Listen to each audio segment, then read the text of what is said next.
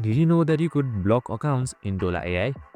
So in this video, I'm going to show you how you can access the accounts that you have blocked in Dola AI if you have previously done it.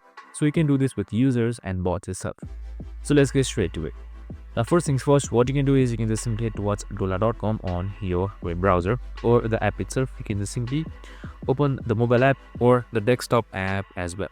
So once I've done all of that, here you should be under this interface, and on the top right side you should be seeing your profile right here or your avatar. Just simply select that, and right here you should be seeing settings on top. That should be right above favorites. Just simply select that again, and now once you've selected that, here you should be seeing blocked accounts. That should be right below join awesome discord. So once you've selected that, here if you have blocked any bots or any profiles or any users, it should show something like this right here, and there should also be an option to unblock them. And that's it, super simple and easy.